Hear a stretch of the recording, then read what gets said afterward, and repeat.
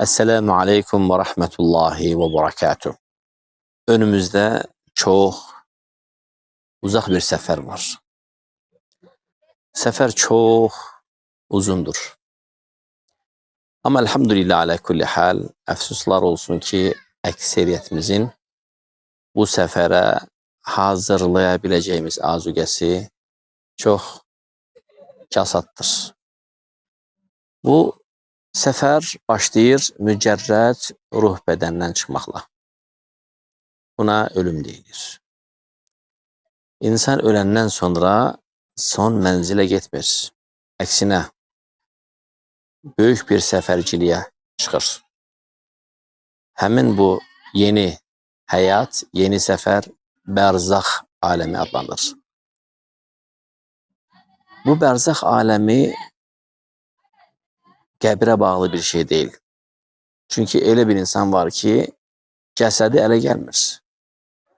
Öyle insan var ki odda yanır, kül olur. İnsan var ki onu denize gergelirler. Bedenini balıklar yeyir.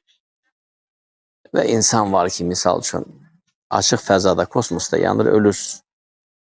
Ya da ki hündür bir yerden uçur ve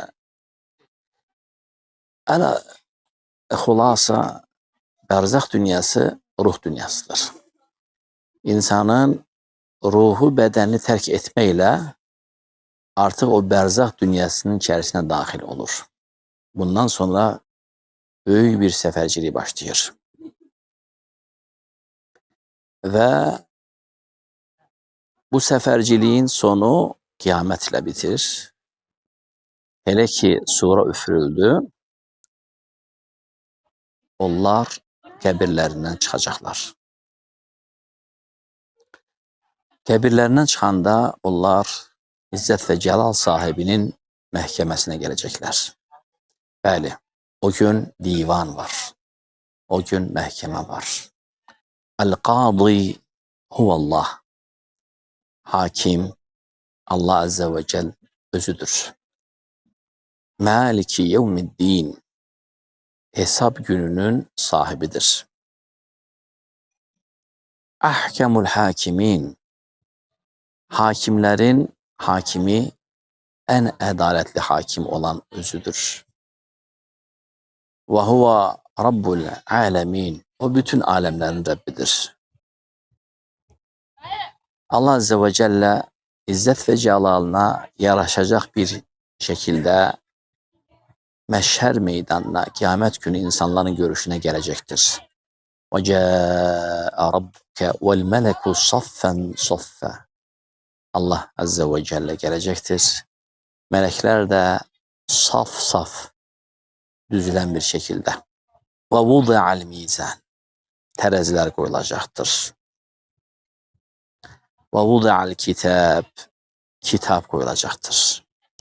Allah Nebisi sallallahu aleyhi ve sellem sahihte gelen hadiste buyurur ki men nuqişe hisabuhu helek. Kimin hesabı münakişe edilerse o helak olar. Onda müminlerin anası Ayşe Ummul Müminin radıyallahu anha, Allah ondan razı olsun, soruştu ki ya Resulallah, meğer Allah Azze ve Celle buyur mu ki kitapları sağından verilen keslerin hesabı müyesser ve asan olacaktır. Cevabında Allah Nebisi sallallahu aleyhi ve sellem ya Ayşe, o hesap değil. Müminlere gelende onlarınki erzdir. Arzun. Yani onların günahları onlara sadece olarak gösterilecek, erz olunacak. Ve sonra hamısı birden eff olacak. Hesapsa men nuqişe hisabuhu helek. Kimin hesabı nikaş edilerse, nakişe edilerse o helak olacaktır. Onlar da kafirlerdir. Ona göre Allah Azze ve Celle kafirlerin şanında değil ki onları ağır bir gün gözlüyor. Onların hesabı ağır olacak. Onlar hayatta ettikleri her bir işine göre bütün teferruatları ile münakişe olacaklar. Günahkarlar, caniler. Ama müminler de öyle değil. Allah Azze ve Celle'nin əzəmətli əffini bilmək istəyirsən, Qiyamət günü Allah səni ey Abdullah, ey onun qulu, gətirəcək məşhər meydanında və sənin isminlə səni çağıracaqdır. Atanın verdiyi ismi, atalarının ismiyle. Ey filan kəs oğlu Behman kəs. Önə çıx. Və sən Allahın huzuruna çıxacaqsan.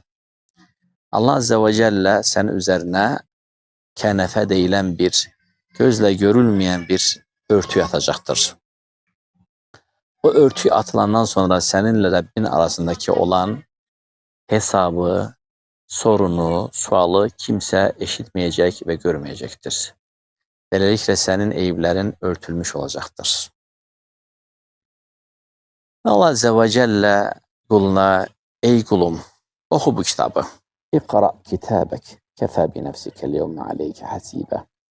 Oku bu kitabını.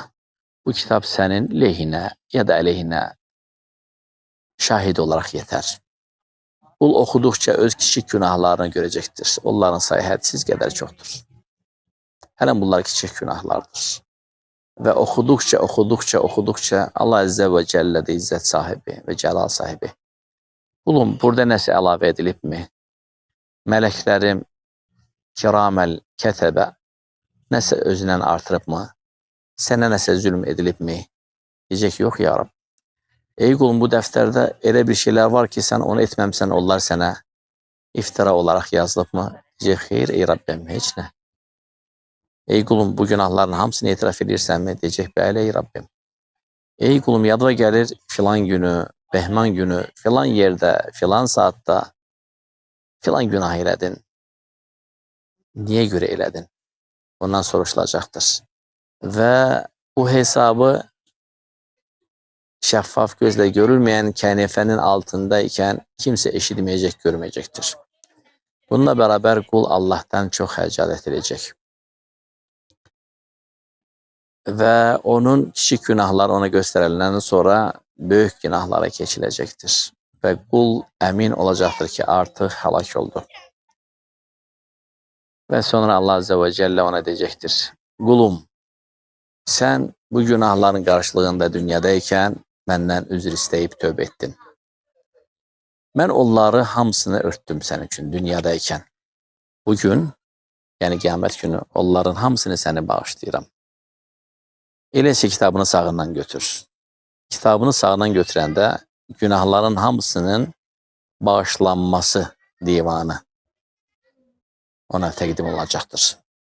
Sonra o kənəfənin altından insanların üzerine öz kitabıyla şığıyacaq. Möhkəm səslə bağıraraqdan deyəcək ki, hə umu qara'u kitabiyə. Baxın mənim kitabıma, oxuyun, baxın, hamısı silinib. Hamısı bağışlanılıb, tertemizdir. Budur benim kitabım. Çünkü ben bu günün, hesap günün olmasına şək etmeden yəqin idim. Ve onun nimetleri gözləyir. Bu Allah Azze ve Celle'nin ona iman edip, onu tekleştirene karşı ettiği lütfüdür. Hələn bu harasıdır? Bir qul getirilecek. Onun 99 sicilli olacak. Sicil ne demektir? Ne yarpaktır, ne defter, ne de sicil büyük bir kitabelerdir. Nəhəng. Onun sicillerinin sayı üfüqü örtecek. İnsanın görecek gözünün üfüqünü örtecek. 99 sicil. Allah Azze ve Celle o kuluna da diyecek ki ey kulum burada neyse inkar edirsən mi? Diyecek yok. Burada nəsə əlavə bir şey sənə yazılıb mı? Diyecek yok. Benim kiram katib olan meleklerim sənə zulüm mü etmiş? Etmediğim bir şey mi yoksa buraya yazmış? Diyecek yok ey Rabbim. İtiraf edersen bunların hamısı sənindir. Diyecek bəli ey Rabbim. Kulum senin günleri benim əzabımdan kurtaracak, oddan kurtaracak her hansı bir həsənə, savab işin var mı? Diyecektir yok ya Rabbim. Allah Azze ve Celle diyecek xeyr var benim yanımda. Seni bu günleri azaptan kurtaracak bir şeyler vardır. O da ne kadar düşünüp tapabilmeyecektir. Bu insanın Allah için təqdim ettiği hiçbir emel yoktur. Ve Allah Azze ve Celle emir edecek ve ona bir kağıt parçası getirilecektir.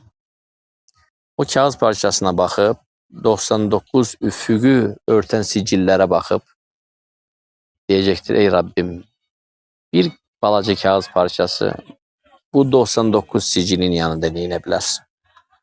Çevirende yazılacak üstünde La ilahe illallah.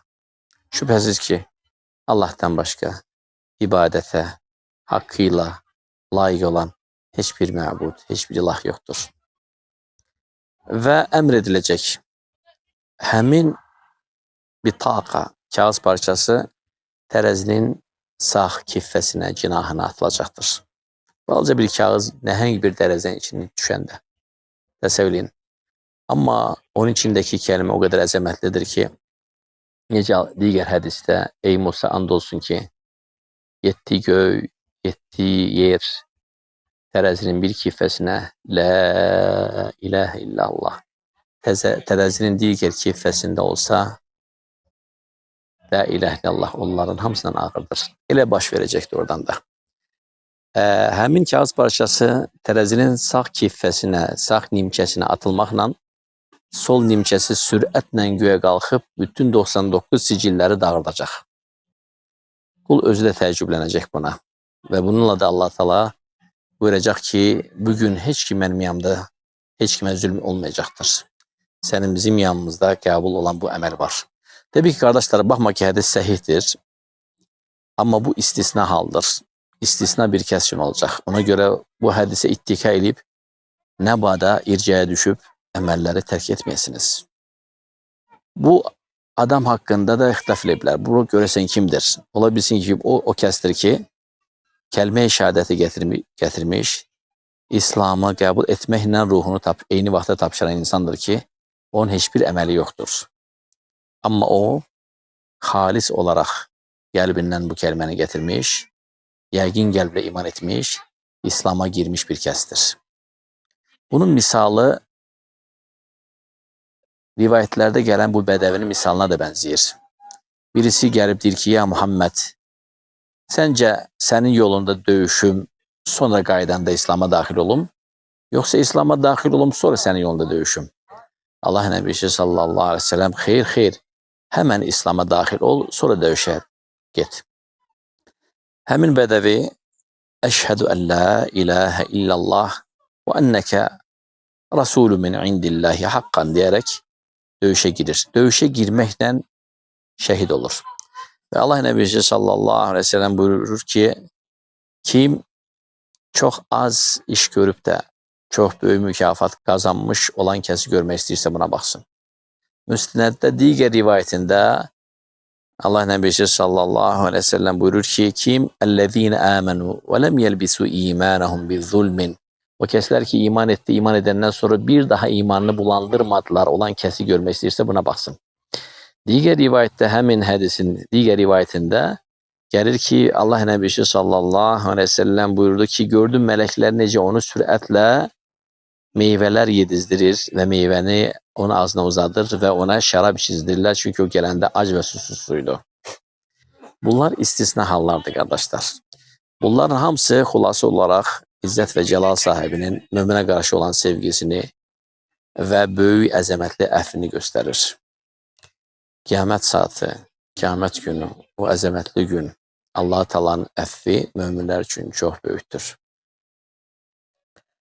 Mən nuqişə hisabuhu hələk. Kimisə hesabı münaqişə olarsa o həlak olacaqdır. Və kafirlərin hesabı o gün çox şiddətlidir. Onlara değer bile verilmeyecek. وَلَا نُقِيمُ لَهُمْ يَوْمَ الْقِيَامَةِ وَزْنًا. Ne de onlara hiç terezi bile koyulmayacak. Neye koyulsun? Savabı yok. Kabul olan hiçbir emeli yok. Ne görmüşlerse şöhret için, mal için, devlet için, hayat için, rifah için görmüşler. Allah için hiç etmemişler diye hiçbir emeller kabul olmaz. Ne terezi koyulsun? Yalnız seyyiat, günahlar, hiçbir savabı yoktur. Ne terzi koyulsun? Allah için hiçbir şey ettikleri yoktur. İman bile etmemiş, ne de onun peygamberini tesdik etmemiş, ne de ona hiçbir zaman secde ve tazim etmemişler. Buna göre kafirlere değer bile verilmeyecek, onlara terzi bile koyulmayacak, hatta bir görüşe göre sıratın üzerine bile bırakılmayacaklar. Onların yalancı kekillerinden ve ayak parmağlarının ucundan bir disk kimi götürülüp belini ortadan sındıraraktan cehenneme çöp kimi, lazımsız çöp kimi onları dolayacaklar. Rabbimizin nimeti büyüktür. Bize verilen nimetler çoktur.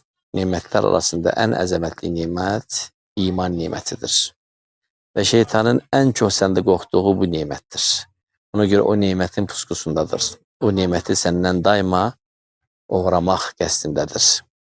O onu ya şüphelerle ya şehvetlerle öldürür. Ya şüphelerle ya şehvetlerle uğruyor. Senin özünün cisminde senin aleyhine işleyen, senden olan düşmanların var. Bu gözler senin ya aleyhine ya aleyhinedir. Eğer harama bakarsansa kalbi zehirler ve onu şeytana teslim eder. Şehvete bakarsansa kalbin şehvetle xəstələnər. Şüpheye bakarsansa kalbin şüpheyle xəstələnər. Şeytan da puskudadır. Ve ne olur olsun Allah'ın rahmetinden ümidini getiyen kesme.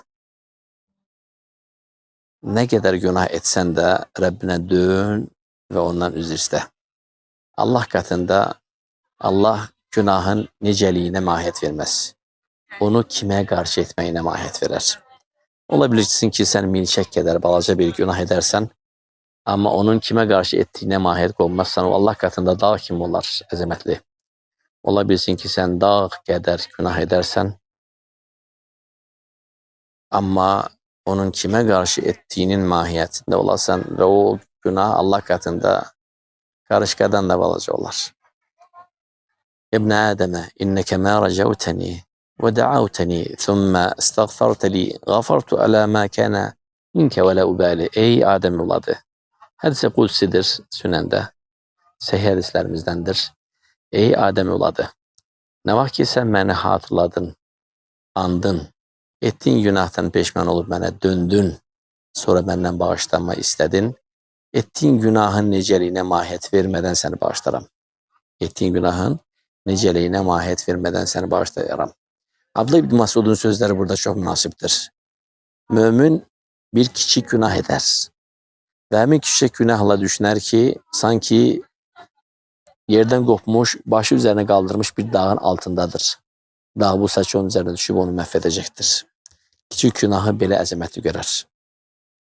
Münafik ise günah eder ve o günahı burnun üzerine konmuş bir çivin, bir ağcaqanad kimi düşünər ve sanki onu belə eləməklə qovar. Ona göre alimler yaxşı buyurublar ki, sen günahların küçük olmasına bakma. Yaddan çıkartma ki bu əzəmətli dağlar küçük daşlardan, küçük cıngıl daşlardan meydana gelmiştir. Ve Sahih Müslim'deki hadisi hatırladıram. Allah Nebisi sallallahu aleyhi ve sellem küçük günahların toplandığı zaman insanı necə yaxdığını ve helak ettiğini çok güzel bir meselini çekir. Bir insanlar da səhrada toplanıblar, yemek istəyirlər, acdılar ama od yoktur. Ve dediler ki odun tapaq. Dediler ki səhrada necə odun tapa bilərik. Ama onların sayı çoxuydu. Onların qəbilə başçısı deyir ki, hər gedib bir dənə saman çöpü de olsa, nəsə olsa tapsa getirsin. Onlar səhraya dağılır ve kimse saman çöpü, kimse qırıntı, kimse balaca bir çöp tapır. Onlar gəlir toplanır, yığılır ve sonra onu bir yerde toplayanda əzəmətli bir tonqal qalamış olur. Kiçik günahlar da belədir qardaşlar. Kiçik günahlar, sen onları kiçik görsən ama onlar sürətlə gəlir. Onlar böyük kütlədə gəlir və gəldikcə insanı məhv edir. Hiçbir zaman Allah Teala'nın rəhmətindən, əffindən ümidini kəsmə. Allah'a qayıtdınsa, tövbə etdinsə onun haqqında xoş səndə ol. Elə isə digər rivayətimizi dinlə. Qiyamət günü başqa bir bəndə gətirilir. Onun günahları çoxdur. Günahları onun cəhənnəmə sürüklənməsinə vadar edir. Mələklərə əmr verilir ki, qulumu cəhənnəmə götürün. Qul miskin bir baxışla arkaya baxır. Allah Azze ve Celle buyurur ki, durdurun qulumu. kulum niye o bakışla mənə baxdın geri? Cevabında deyir ki, ey Rabbim, mə kənə bikə zanni həkədə. Mənim sənin haqqında zənnim belə deyildi axı. Diyecek ki, bəs sənin mənim haqqımda zənnin nə idi ki, ey qulum? Ya Rab, mən sən haqqında o zəndəydim ki, nə qədər günah etsəm də, madem ki, səndən istiğfar edib bağışlanma istəyərəmsə, sən bağışlamağa qadirsən. Sən haqqında zənnim budur. Afuvun, yuhibbul afva, vel kerimun, vedudun, gafurun, gafirü zəmb, qabil-i tevb, rahimur rahman. Ve Allah Azze ve Celle həmin qulu sadece olarak bir sınağa çekmişti. Onun metanetini. Ve diyecek ki, necə hədis-i Müslimdə davamı gəlir, mən qulumun mənim haqqımda etdiyi zənnin yanındayım. Qoy qulum mənim haqqımda nə düşünürsə düşünsün. Qulum mənim haqqımda nə düşünərsə onu tapar. Xoş səndə olar, xoş görər. Pis səndə olarsan ki, hədisin mənası cavabını görər. Allah Azze ve Celle deyir ki, qulum mənim haqqımda xoş səndəydi. Zəndəydi ki, mən bütün günahları bağışlamağa qadirəm. Elə isə qulumun zənnini haqq edin, gümanını. Onu cənnətə götürün. Qiyamət saati əzəmətli saatdır. Sura üfürüləcəkdir. Və birinci dəfə sura üfürüləndə ruhlar uçacaq. Və torpaqdan çıxmaqda olan həmin o kildən olan, sonra da üzr istəyirəm, torpaqdan çıxan bədənlərin içərisinə yerləşdiriləcəkdir. Və hər bir ruh dəqiq öz bədəninə daxil olacaq və onlar həyata qovuşacaqlar. Onlardan bəziləri başını itirəcəkdir o günün dəhşətindən. Çünki bu günə iman etməmişdilər onların çoxsu. O günü danmış və təksib etmişdilər. Onları sən ətrafa səpələnmiş pərvanələr kimi digər ayət-i kərimədə bir-birinin üzərinə dırmaşan kütlənin sayılınan və başının itirməsinə heyran olmasından onları kərtkələrə bənzədərsən. Onlar vəhşət içində, dəhşət və həyəcan ilə bağıraraq deyər ki, mən bə'əthənə min mərqədinə. Bizi bu rahat yataqlarımızdan kimin oyatdı? Çünki onlar qəbirdən çıxanda, qəbirdə yatdığı müddət və baş verənləri həmən unutarlar. Onlar unutulacaq. Ələlxüsus onlar qiyamət ilə dünya vaxtı arasında 40 müddətində sükunət içərisində olacaqlar. Həmin müddətdə ruhlar qəbirdə olan hər bir şeyi unutacaqlar. Halbuki gününə gün, gecəsinə gecə əzab çəkmişlər. Və qiyamət günü onlar gələndə sanki bir giley, bir şikayətlə mən bə'əthənə min mərqədinə, bizi bu yerlərimizdən çıxardan, bizi narahat edən kimdir? Onlara deyəcəklər ki, Rahman, bu onun vədidir. Sizin dandığınız, təksib etdiyiniz, məsxər etdiyiniz hesab, od budur. Elə isə daxil olun.